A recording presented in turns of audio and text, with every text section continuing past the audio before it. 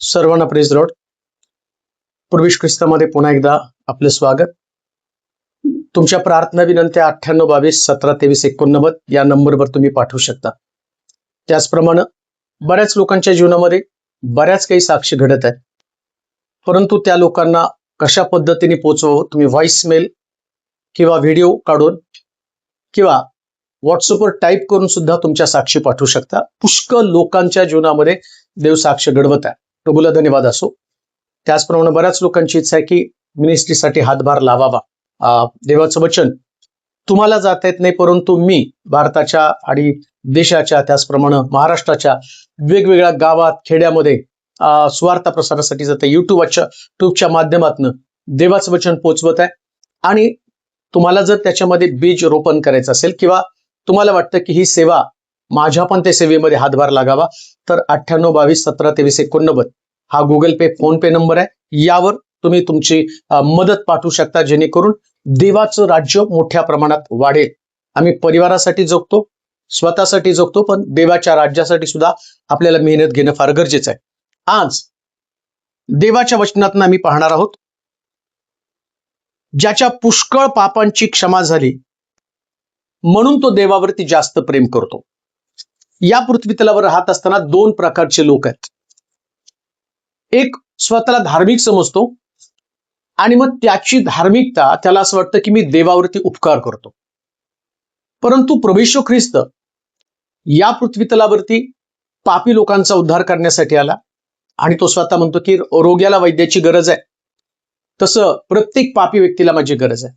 आता धार्मिक व्यक्ती पापी व्यक्तीला प्रभूकडे येण्यासाठी प्रतिबंध करत नाही. त्यांना वाटत नाही की या पाप्याचा उद्धार व्हावा, पाप्याचं तारण व्हावं, परंतु स्वर्ग भरावा आणि नरक रिकामा व्हावा याच्यासाठी आम्हाला काही करणं गरजेचं आहे. आणि मग एक दाखला आम्ही वाचणार आहोत, त्यातनं आम्हाला समजेल. लुकाचं शुभवर्तमान 7वा अध्याय आणि त्याचं 26 पासून काही वचन आपण वाचणार आहोत. लुकाचं शुभवर्तमान त्याचा त्या 36 पासून 7वा अध्याय आणि त्याची 36 पासून काही वचन आपण वाचणार आहोत. की त्या ठिकाणामध्ये येशू ख्रिस्त शिष्यांना काहीतरी शिकवत आहे आणि ते शिक्षण आम्हाला या पृथ्वी तलावरती घ्यायचंय. धार्मिक म्हणून, देवाचे निवडले लोक म्हणून आणि प्रभूची या पृथ्वी तलावर लोकांसंबंधाची इच्छा काय आणि लोकांसंबंधित देवाचा दृष्टिकोन काय ते आम्हाला समजून घेणं फार गरजेचं आहे. लुकाचं शुभवर्तमान 7वा अध्याय 36 पासून काही वचन. पुरुषातील कोणी एकाने त्याला आपल्या इथे भोजन करण्याची विनंती केली आणि तो त्या पुरुषाच्या घरी जाऊन भोजनास बसला. तेव्हा पहा, त्या गावात कोणी एक पापी स्त्री होती. तो पुरुषाच्या घरात जेवायला बसला आहे हे ऐकून ती सुगंधी तेलाची अलावस्त्र कुपी घेऊन आली आणि त्याच्या पायाशी मागे रडत उभी राहिली. आपल्या आसवानी त्याचे पाय भिजू लागली. तिने आपल्या डोक्याच्या केसांनी ते पुसले. त्याच्या पायाची तिने मुखे घेतले आणि त्याला सुगंधित तेल लावले. तेव्हा ज्या पुरुषाने त्याला बोलावले होते त्याने हे पाहून आपल्या मनात म्हटलं, हा संदेष्टा असता तर आपल्याला शिवत असलेली स्त्री कोण व कशी आहे. म्हणजे ती पापी आहे हे त्याला ओळखले असते. त्याला ओळखता आले असते. तेव्हा येशूने त्याला म्हटलं, शिमोन मला तुमच्या बरोबर काही बोलायचं आहे. तो म्हणाला, गुरुजी बोला. एका सावकाराचे दोन कर्जदार होते. एकाला 500 रुपये देणे होते. एकाला 50 होते. देणे फेडण्यास त्याच्याजवळ काही नव्हते म्हणून त्याने त्या दोघांना सोडलं. तर त्यातील कोणता त्याच्यावर अधिक प्रीती करेल. शिमोनाने उत्तर दिले, ज्याला अधिक सोडले तो असे मला वाटते. मग तो त्याला म्हणाला, बरोबर ठरवलंस. तेव्हा त्याने त्या स्त्रीकडे वळून शिमोनाला म्हटलं, तुम्ही या बाईला पाहताना मी तुमच्या घरी आलो तेव्हा तुम्ही माझे पाय धुण्यासाठी पाणी दिलं नाही परंतु हिने माझ्या आसवांनी माझे पाय भिजवून आपल्या केसांनी पुसले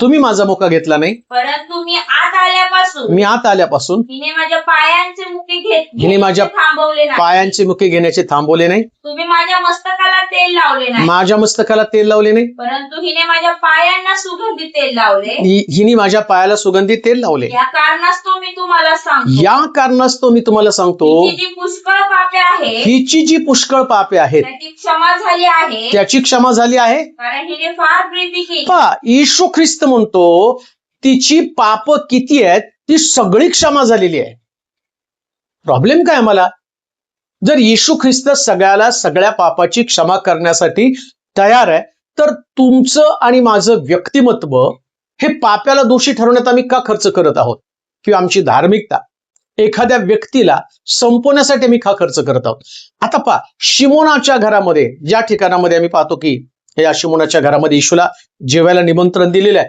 तो एक पुरुष आहे आणि या पुरुषाच्या घरामध्ये प्रभू येशू ख्रिस्त आल्यावर तो त्या घरातल्या लोकांचं निरीक्षण करतो आणि एक बाई जी येशूला पाहण्यासाठी येशूला भेटण्यासाठी आली आणि ती स्त्री त्या स्त्री संबंधानं म्हटलं की ती फार मोठी पापी स्त्री आहे आता जेव्हा येशू त्या घरामध्ये आला तर येशू घरामध्ये आल्यावर त्या घरातल्या लोकांचं बारकाई निरीक्षण करत आहे आता त्या निरीक्षणामध्ये शास्त्रात लिहिल्याप्रमाणे अनेक गोष्टींचं ऑब्झर्वेशन केलं ती स्त्री आली त्या पापी स्त्रीनं त्याच्या चरणावरती आपले अश्रू ओतले मग अलाबस्त्र कुपी फोडली आसवांनी त्याचे पाय पुसले केसांनी पाय पुसले आणि इकडं जे लोक आहेत मला वाटते त्याच्यात 36 वचनापासून जर वाचलं तर आम्हाला टप्प्याटप्प्याने कळेल की आम्ही त्याच प्रकारच्या मनोवृत्तीचे लोक आहोत आम्ही धार्मिक म्हणून जी आमची प्रौढी मिरवतो आमची धार्मिकता लोकांना अडखण ठरता कामा नये बऱ्याच वेळा लोकांना आमची धार्मिकता अडखण ठरते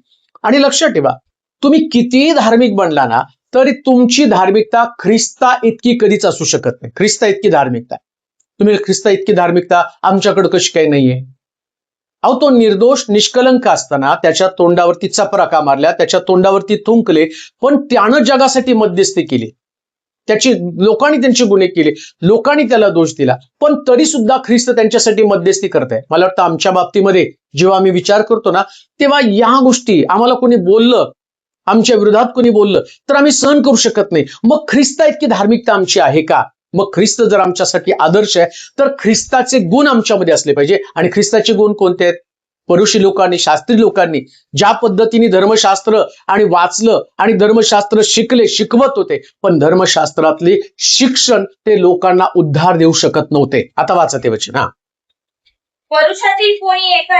पुरुषातल्या कोणी एकानं त्याला आपल्या इथे भोजन करण्याची विनंती येशूला आपल्या घरी भोजनाची विनंती केली आणि तो त्या पुरुषाच्या घरी जाऊन भोजनास बसला पुरुषाच्या घरी जाऊन भोजनास बसला तेव्हा पहा त्या गावात कुणी एक पापी स्त्री होती तो पुरुषांच्या घरात जेवायला बसला आहे पुरुषांच्या घरात जेवायला बसला हे ऐकून ती सुगंधी तेलाची अलावस्त्र कुपी घेऊन आली आता पुरुषानं त्याला निमंत्रण दिलं आणि त्या निमंत्रणामध्ये या पुरुषानं येशूसाठी जे करायला पाहिजे फक्त त्याला भोजनाला निमंत्रण दिलेलं आहे काय त्याची धार्मिकता आहे येशू माझ्या घरी यावा त्यांनी जेवण करावं आणि मग मी 4 लोकांना सांगावं एवढा मोठा सेवक एवढा मोठा संदेष्टा माझ्या घरी आला आणि माझ्या घरामध्ये येऊन तो जेवून गेला प्रॉब्लेम जेवणाचा नाही येशू ख्रिस्त काही खाण्यापिण्यासाठी आला होता का तो म्हणतो चोर येतो चोरी घात व नाश करण्यासाठी मी आलो ते तुम्हाला जीवन देण्यासाठी आता या पुरुषाने येशूला घरी जेवायला बोलवलं जक्कयानं पण येशूला घरी जेवायला बोलवलं जक्कयाच्या घरामध्ये सुद्धा येशूनं केलेलं काम आणि इथं पुरुषाच्या घरामध्ये येशूनं केलेलं दोन्ही कामं सेमच आहे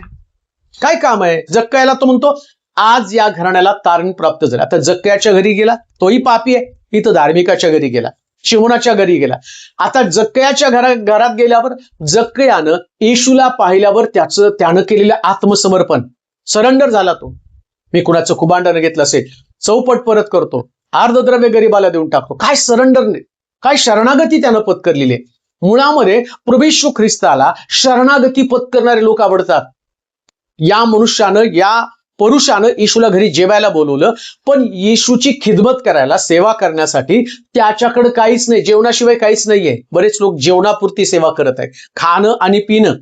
आणि मला तुम्हाला सांगू द्या, खाणं आणि पिणं यात देवराज्य. लोकांच्या तारणासंबंधीच्या योजना पाहिजे. या पुरुषानं जेवणाची मेजवानी दिली, परंतु आम्ही पाहतो त्या येशूनं त्याच मेजवाना संबंधानं बोललेलं आहे. कोणती मेजवानी? राजाच्या मुलाचं लग्न निघालं, निमंत्रितांना निरोप पाठवला.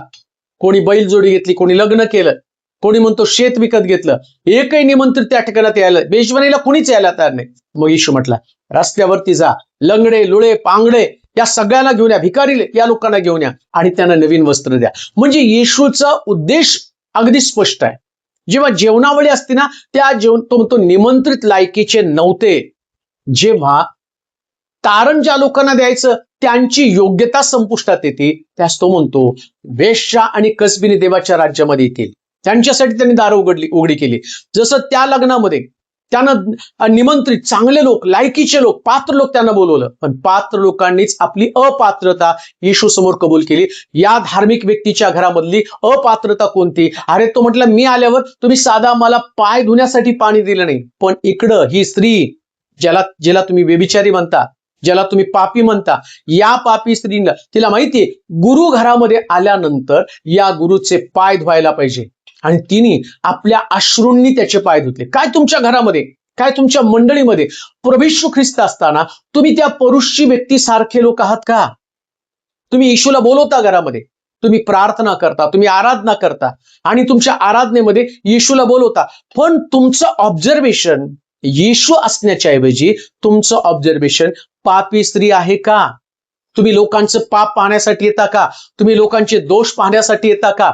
लक्षात घ्या, या जगामध्ये कितीही मोठं पाप असलं तरी सुद्धा जो व्यक्ती पश्चाताप करतो ना, आणि देव त्याला क्षमा करतो. म्हणून आम्ही पाहतो पुरुषाला प्रश्न आहे की येशूनं तिला ओळखायला पाहिजे.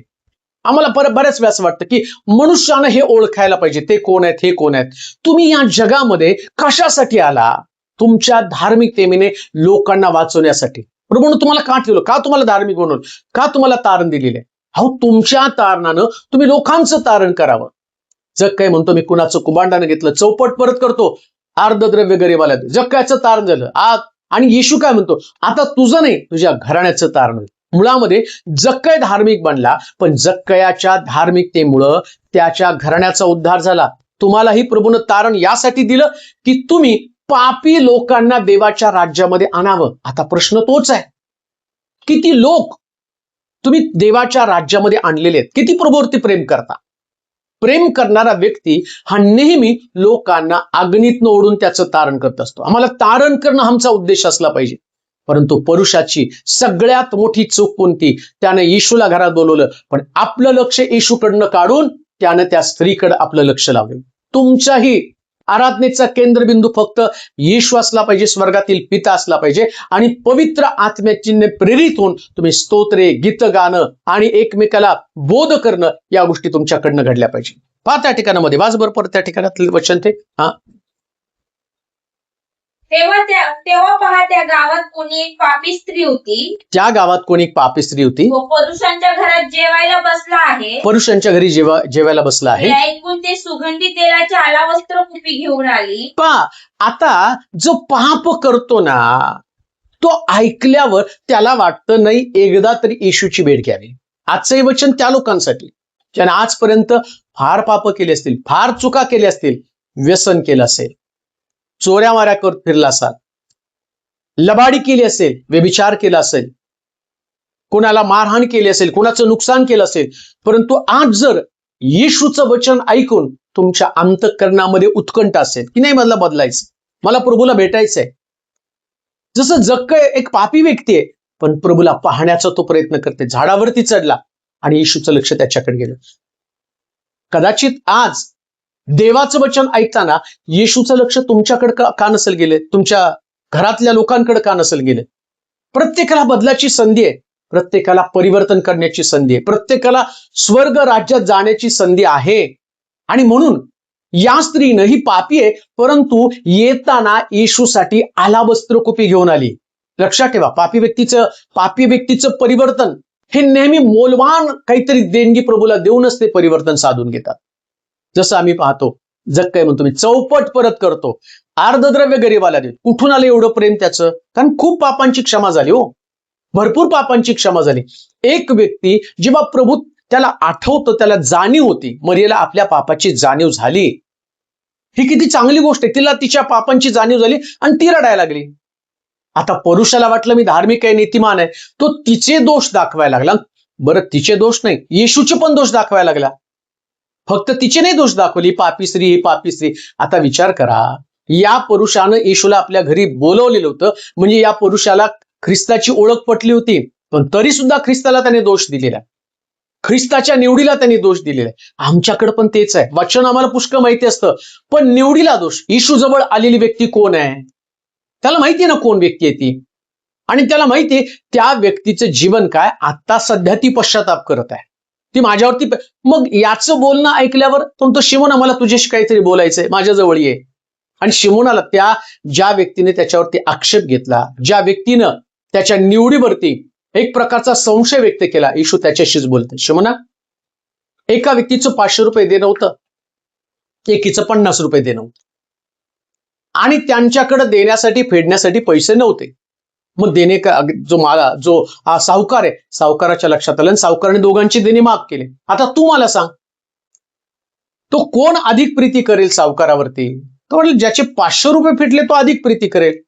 आता त्यानं एकदम साधं सांगितलं, बरोबर आहे, तू कमी पाप केलं, तू कमी प्रीती करतो, आणि कमी प्रीती करतो. येशूनं त्याला पुराव्यानिशी पटवून दिलं ना, मी तुझ्या घरात आल्यावर तुम्हाला पाय धुवायला पाणी द्यायला पाहिजे होतं, पण तू धार्मिकतेच्या बळावरती, धार्मिकतेच्या मगरुरीवरती, तुझी धार्मिकता याची तुला प्रौढी असल्या कारणानं तुला वाटलं येशू घरामध्ये आला, मी त्याला निमंत्रण दिलं, हेच पुरेसं झालं, त्याला पाय धुण्यासाठी काय पाणी देण्याची गरज आहे. अशीच धार्मिकता असते. कधी कधी धार्मिकता मनुष्याला एवढं अहंकारी बनवते, त्याला वाटतं मी घेतो ते आणि मी करतो ते सगळं योग्यच आहे, माझ्याकडे कोणत्या चुका नाहीये. परंतु लक्षात ठेवा, येशू तुमचं जीवन तपासतो. तुमच्या जीवनात काय उणेपण आहे. शिमोनाच्या जीवनात तो परुष आहे, न चुकणारा व्यक्ती, पण तरी त्यांनी त्याच्या चुका दाखवल्या. म्हणजे तुम्ही किती पण स्वतःला फार चांगलं समजण्याचा प्रयत्न केला तर कुठंतरी देवाच्या दृष्टिकोनातनं एखादी चूक तुमच्यात सापडणारी, आणि त्यात कितीतरी चुका दाखवल्या. आता बघा, ते लोक त्या बाईच्या चुका, वाच बरं खाली, त्या पापी स्त्रीच्या चुका दाखवायला लागली. काय? आणि त्याच्या पायाशी मागे रडत उभी राहिली, आसवानी त्याचे पाय भिजू लागली, आसवानी त्याचे पाय भिजू लागले, आपल्या डोक्याच्या केसांनी ते पुसले, आपल्या डोक्याचे केसांनी ते पुसले, त्याच्या पायाचे मुके घेतले, पायाचे मुके घेतले, आणि सुगंधी तेल लावले, सुगंधी तेल लावलं. तेव्हा ज्या पुरुषाने त्याला बोलावले होते, ज्या पुरुषाने त्याला बोलावलं होतं, त्याने हे पाहून आपल्या मनात म्हटले, आपल्या मनात म्हटलं, हा संदेष्टा असता तर आपल्याला शिवत असलेली स्त्री, आपल्याला शिवत असलेली स्त्री कोण व कशी आहे, म्हणजे ती पापी आहे हे त्याने ओळखलं.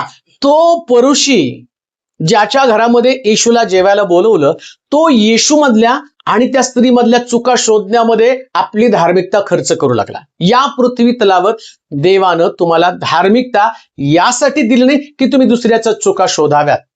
अजून एक गोष्ट तुम्हाला सांगू का? जेव्हा नामी तिने बेथलेम यहूदा सोडला, त्यानंतर आम्ही पाहतो की तिचा नवरा मेला, तिची मुलं मेले, आणि तिला 2 सुना, विधवा सुना घेऊन पुन्हा एकदा ती आपल्या गावामध्ये परत आली.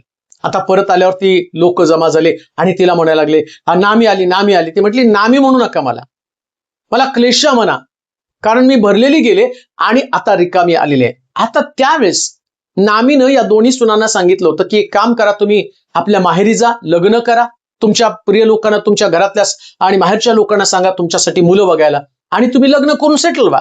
माझ्याकडे आता काही वय नाही नवरा करावा, मग माझं लग्न व्हावं, मग तुम्हाला माझ्या मुलांबरोबर लग्न करून द्यावं, जी जुनी प्रथा होती त्या पद्धतीने ती बोलली.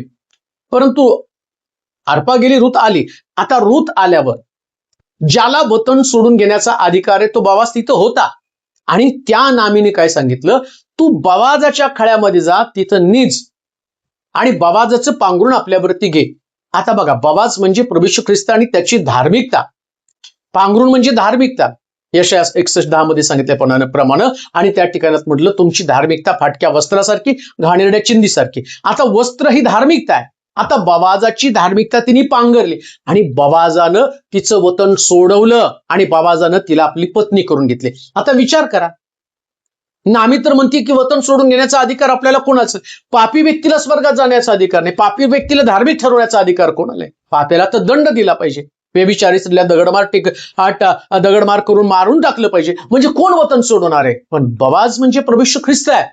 या प्रभू येशू ख्रिस्ताला देवानं जगात यासाठी पाठवलं होतं, पापांची क्षमा करून तिला ख्रिस्ताची धार्मिकता, त्या व्यक्तीला ख्रिस्ताची धार्मिकता द्यावी आणि त्यांचा उद्धार करावा. आता विचार करा, या स्त्रीला पापी म्हणून त्यांनी पाहिलं, पण तिनं तिची पापं कबूल केली, तिनं तिची पापं स्वीकारली, आणि या व्यक्तीनं, शिमोनानं येशूला पाय धुण्यासाठी पाणी दिलं नाही, पण हिने अधिक प्रीती केली. आणि काय त्या प्रीतीचं प्रमाण माहिती का?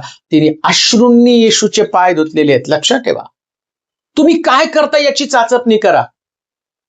ती स्त्री कशी आहे हा तुमचा प्रश्न नाहीये. त्या स्त्रीला येशू ओळखतो आणि त्या स्त्रीचं प्रत्येक हरकतीवरती, प्रत्येक तिच्या हालचालीवरती येशूचं बारीक लक्ष आहे. आणि येशूनं यांनी निगेटिव्ह पाहिलं, हात लावणारी कोण आहे, ती पापी आहे, ती अमक आहे, पण येशू पॉझिटिव्ह काय पाहतो? येशू म्हणतो, अरे तुम्ही पाय धुवायला पाणी दिलं नाही, हिने तर अश्रूंनी माझे पाय धुतले.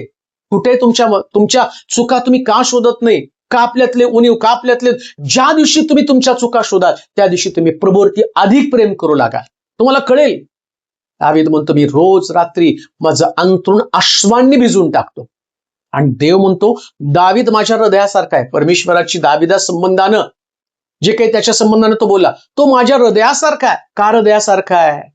त्याला त्याच्यातल्या चुका समजतात, दोष समजतात, आणि दोषांनी दोषमुक्त होण्यासाठी तो रात्रभर रडतो आणि देवाची काकुळत करतो, प्रार्थना करतो. लक्षात ठेवा, या स्त्रीने पण तो पश्चाताप केलेला आहे, अश्रूंनी त्याचे पाय धुतलेले आहेत. परंतु या व्यक्तीमधला अहंकार, या व्यक्तीमधला, या शिमोनामधला असणारं गर्विष्ठपणा, धार्मिकतेची प्रौढी, याचं खंडन प्रभूनं केलेलं आहे.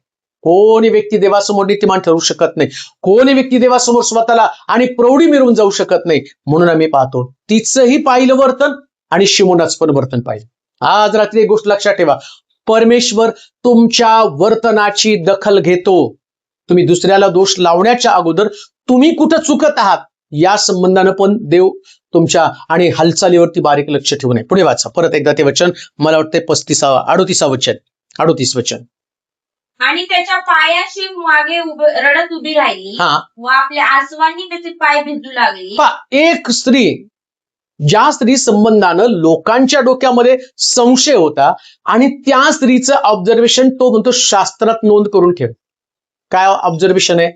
ती मागे थांबून रडत आहे आणि हा समोर थांबून त्याच्या मनातलं कठीणपणा येशूला दाखवत आहे, आणि तो येशूतल्या चुका शोधतो आणि त्या स्त्रीमधल्या चुका शोधतो. आणि येशू त्या ठिकाणामध्ये त्याच्या पाठीमाग असणाऱ्या स्त्रीकडे लक्ष देते. ती काय करते? रडती, पश्चाताप करते, तिला जवळ यायचंय, तिला काहीतरी येशूशी संवाद साधायचा आहे. लक्षात ठेवा, संवाद साधणाऱ्या लोकांची प्रभूला गरज आहे. मागे थांबून रडत आहे म्हणून लक्षात ठेवा, जे पुढे थांबून लोकांना दोष देतात याच्यापेक्षा जे मागं थांबून पश्चाताप करतात, प्रभू त्यांच्यावरती अधिक प्रेम करतो. आम्ही स्टेजवरती आहोत, आम्ही सगळ्यात पुढे आहोत, काम करण्यात, सेवा करण्यामध्ये पुढे आहोत, परंतु पुढे राहून आम्ही लोकांचे दोष काढतो, उणे दोन काढतो, लोकांना नावं ठेवण्याचं काम करतो, येशूला नावं ठेवण्याचं काम करतो. आता विचार करा, तुमची धार्मिकता लोकांना नावं ठेवण्यासाठी तुम्ही खर्च करणार का? दिलेली प्रभूनं संधी, याच्याद्वारे प्रभूच्या जवळ येण्याचा प्रयत्न करणार आहात. शिमोन जवळ असून लांब गेला आणि ती स्त्री माग असून पुढे आली. लक्षात ठेवा, माग असून पुढे या म्हणून म्हटलं बायबलमध्ये. पहिले ते शेवटले होते आणि शेवटले ते पहिले होते. शेवटी होती, पश्चाताप करणारी होती, ती मागे होती, पण येशूने तिला पुढे बोलवलं. ज्याची पाप अधिक आहे तो देवावरती अधिक प्रेम करतो. म्हणून पाप्याला पापाच्या दृष्टिकोनातून तोलू नका. कधी प्रभू कोणाचं परिवर्तन करेल, कोणाचं जीवन कधी बदलेल याची कोणाला खात्री नाही, कारण तो देव आहे. आणि शास्त्रात असं लिहिलं, पित्यानं आकर्षित केल्यापासून कोणी पुत्राकडे येऊ शकत नाही.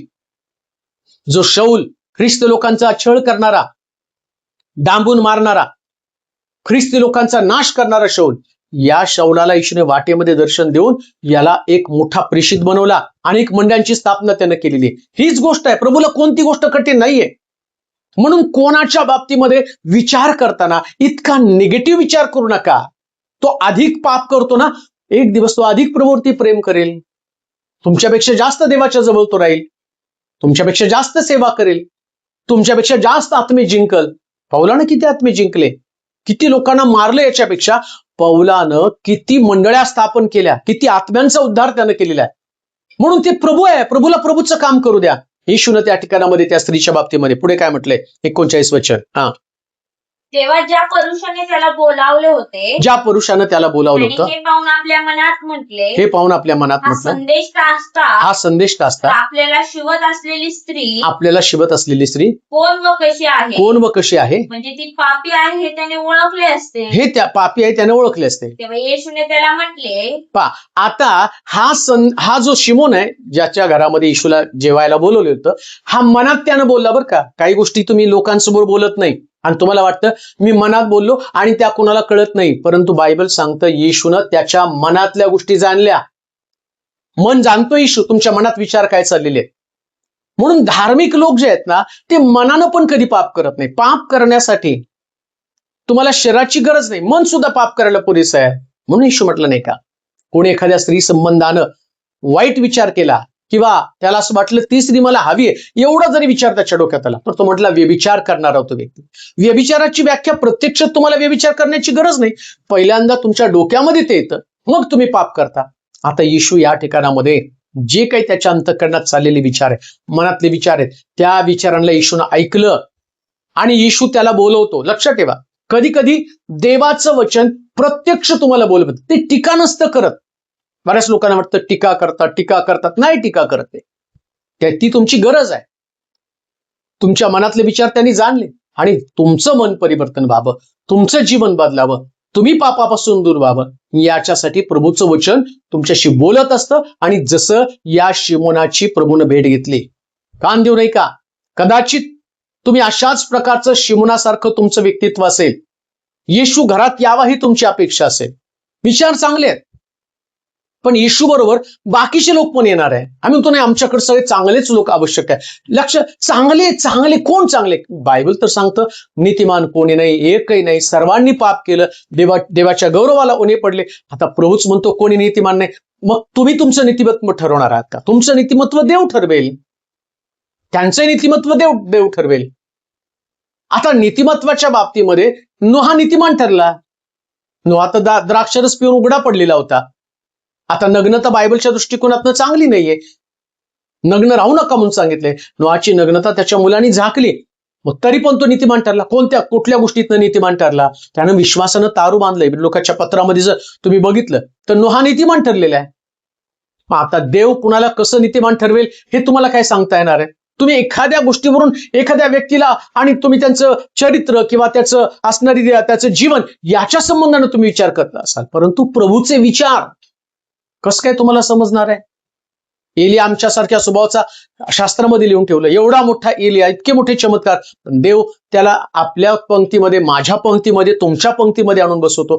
हा अधिकार देवाचा आहे आणि देव त्याचा अधिकार कशा पद्धतीने वापरावा तो ठरवणार आहे. पेत्रानं येशूला शिव्या दिल्या, पेत्राने येशूचा 3दा नाकार केला, पण प्रभूनं ठरवलं याच्याकडं म्हातारा होईपर्यंत सेवा करून घ्यायची, ताकद नसताना याच्याकडनं सेवा करून घ्यायची. हा अधिकार देवाचा आहे ना. का प्रभू म्हणतो नाही आता पेत्राने मला शिव्या दिल्या, पेत्राने माझा नाकार केला, पेत्रानं आणि 3 लोकांसमोर मला नाकारलं, समजा नाही, मला माहिती ना पेत्रला कसं परत उभं करावं, कसं त्याच्याकडनं सेवा करून घ्यावी. सेवा करणं हा अधिकार देवाचा आहे आणि देव त्याचा अधिकार चांगल्या पद्धतीने वापरू शकतो. या स्त्रीला पण तो कशा पद्धतीने वापरायचं प्रभूला ठाऊक आहे. तुमचं काम येशू घरामध्ये आल्यावर त्याचे पाय धुवायला पाहिजे. आणि जेव्हा तुम्ही पाय धुवत नाही, एक गोष्ट तुम्हाला सांगतो, जेव्हा तुम्ही नीतीचा मार्ग, धार्मिकतेचा मार्ग योग्य पद्धतीने वापरण्याच्या ऐवजी किंवा धार्मिक मार्गामध्ये चालण्याच्या ऐवजी तुम्ही लोकांचं उणदुणं काढत बसता, तेव्हा देव या जगातल्या पापी व्यक्तीला बोलावतो आणि तिच्याकडनं देवाचे नीती नियम कशा पद्धतीने पाळावेत हे शिकवतो. शिमोनानं येशूचे पाय धुतले नाही, पण येशूनं मरियेला बोलावलं आणि मरियेनं येशूचे पाय धुतले. समजून घ्या, शिमोनानं ते करायला पाहिजे होतं, पण शिमोनानं नाही केलं, मग येशूनं मरियेकडून करून घेतलं.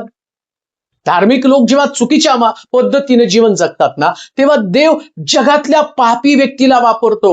म्हणून त्यानं म्हटलं, त्यानं जास्त पाप केलं तर जास्त देवावरती प्रीती करतो. हे पण लक्षात घ्या.